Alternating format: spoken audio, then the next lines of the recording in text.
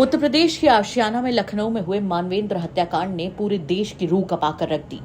एक पिता को बेदर्दी से मौत के घाट उतारने का आरोप किसी और पर नहीं बल्कि उसके खुद के बेटे पर ही लगा।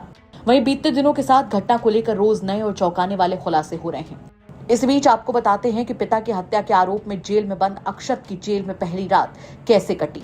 बताया जा रहा है कि अक्षत परसों यानी जेल में अपनी पहली रात को बिल्कुल भी नहीं सो पाया। वो पूरी रात बड़बड़ाता रहा। आरोपी अक्षत को जेल अस्पताल में भर्ती कराया गया, जहां डॉक्टर्स उसकी निगरानी कर रहे हैं। जेल प्रशासन ने जब कल दोपहर यानी गुरुवार को अक्षत को समझाया, तब कहीं जाकर उसने थोड़ा सा खाना खाया। हालांकि रात में उसने फिर से खाना खाने से इनकार कर दिया।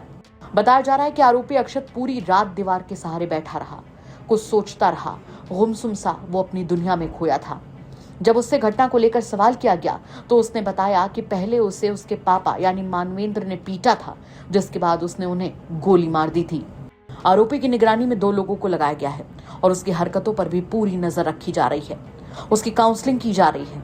बताया जा रहा है कि वो रात में बैठकर रोता रहा और अपनी करतूत पर पछतावा करता रहा। पुलिस के मुताबिक अक्षत ने बताया कि पिता की हत्या के बाद वो थाने में सरेंडर करने की तैयारी में था।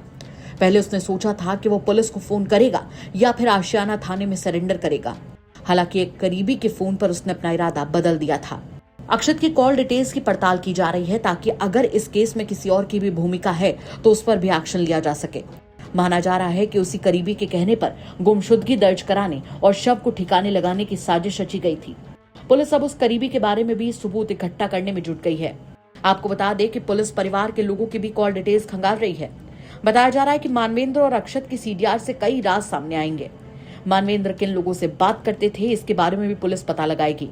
हत्या के बाद अक्षत ने किन लोगों से संपर्क किया था, इसकी जानकारी भी की जा रही है। यही नहीं, वारदात के समय मकान में मौजूद लोगों के भी बयान दर्ज किए जाएंगे। ये पता लगाया जाएगा कि हत्या में किसी और की कोई भूमिका तो नहीं थी। गौरतलब है कि शराब कारोबारी मानवेंद्र सिंह के बेटे अक्षत ने पिता को मारकर उनके शव के 6 टुकड़े कर दिए थे।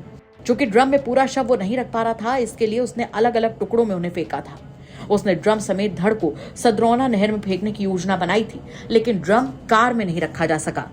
ये सनसनीखेज खुलासा पुलिस पूछताछ में हुआ है।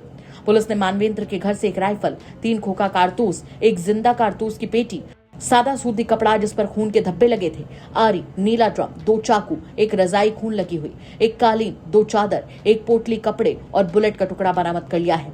वहीं पोस्टमार्टम हाउस से बुधवार सुबह परिजन मानवेंद्र का शव लेकर बंगला बाजार पहुंचे। वहां शव को कुछ देर रखा गया। इस दौरान घरवाले और रिश्तेदार बड़ी संख्या में मौजूद रहे। इसके बाद अर्थी उठी और शव को बैकुंठ धाम ले जाया गया। यहाँ भतीजे कृत प्रताप सिंह ने मुखाग्नि देकर अंतिम संस्कार किया। अंतिम संस्कार में मानवेंद्र के पिता नहीं शामिल हुए। घरवालों का कहना है कि उनके यहाँ पिता ना तो बेटे की अर्थी को कंधा देते हैं और न ही अंत्येष्टि में शामिल होते हैं। भले इस घटना को दिन बीतते जा रहे हों, लेकिन हत्या की गुत्थी काफी हद तक अभी भी उलझी हुई है। अब देखना होगा कि इस मामले में अभी आगे क्या कुछ निकलकर सामने आता है। क्या कुछ ऐसे भी राज अभी सामने आने बाकी हैं जो अनकहे हैं, अनसुलझे हैं और अनसुने हैं। क्या कहेंगे आप इस खबर पर? कमेंट करके जरूर बताएं। लखनऊ से यूपी तक के लिए समर श्रीवास्तव की रिपोर्ट।